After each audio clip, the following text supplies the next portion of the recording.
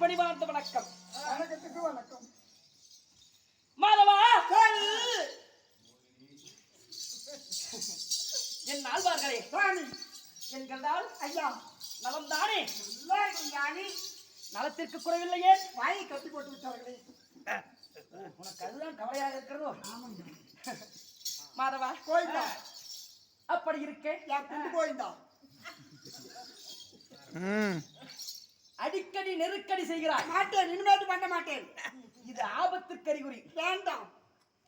மற்றவரிடத்தில் பேசுவது போல் என்னிடத்திலே எக்கச்சக்கம் ஏறுக்குவாறு இருமாப்பாக பேசினால் மற்றவரை போல் அடிக்க மாட்டேன், உன்னை துன்புறுத்த மாட்டேன், உன்னை ஏளனம் செய்ய மாட்டேன். ஆனா உன்னை பார்த்து ஒரு சின்ன சிரிப்பானது சிரித்தேனானா உன் 7 ஜென்மமும் கூட நாஸ்தியாகிவிடும். ஜாக்கிரதை. சிரிக்கட்டா? நான் கேட்கும் கேள்விகளுக்கும் நீ சொல்லக்கூடிய பதிலுக்கும் தான் நான் சிரிப்பதா இல்லை உன்னை பார்த்து நான் பரிதாபப்படுவதா அப்படி என்று தெரியும்.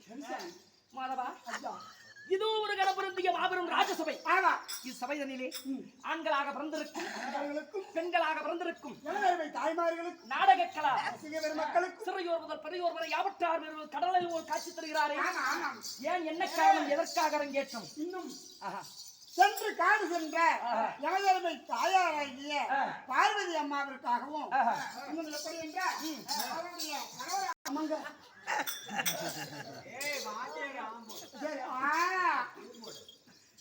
கடைசி வரை ஒரு மனிதன் வாழ்ந்தாலும் இவன் கெட்ட பேர் இவன் பண்ணாத அக்கிரம் இல்லப்பா அப்படின்னு சொல்றதும் நம்ம நடந்துக்கிற நடைமுறை பொறுத்து. ஆமா சாமி, இந்த சாட்டை வேணா முடிச்சு போட்டு அப்படின்னு கூட சொன்னாங்க.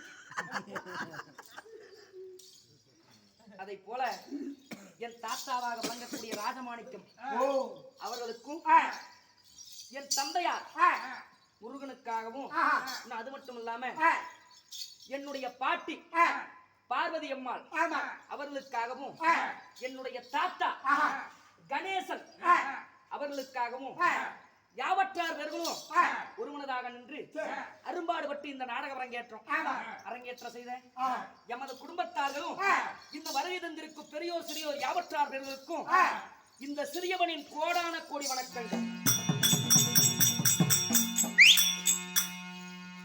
ஆழ்வாரே, அப்படி இருக்க விடியற் கால வேளையிலே நான் வந்திருக்கிறேன். நான் யார்? என்னை பார்த்தால் உனக்கு எப்படி தெரிகிறது? அப்படியே தான் தெரியும். அது எப்படி சாமி இன்னார வேலையில அழகா வந்துருங்க. எங்க தலையில மயிரும். என்னப்பா மயிருகிற? மயிரு மயிரு அப்படி சொல். ஆமா, முடம்பூரா சாரோட்டு கலராகும். இவ்வளவு அழகா வந்தீங்களே சாமி, பார்த்தாலே அடையாளம் தெரியல. அப்படியா? ஆமா சாமி. நான் யார் என்று வச்சனித்தால் உடனே அறிகிறேன். எங்கே குழலுக்காரர்? என்னை பற்றி நீ தெரிந்தால் இப்படியெல்லாம் என்னிடத்தில் பேச மாட்டாய். சாமி வாழ்பாடி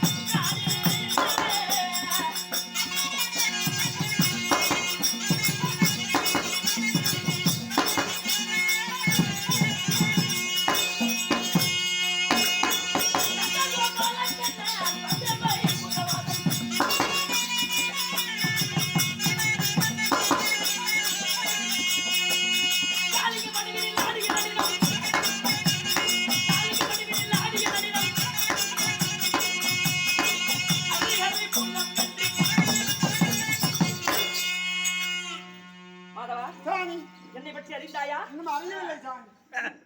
என்ன சொல்கிறார்?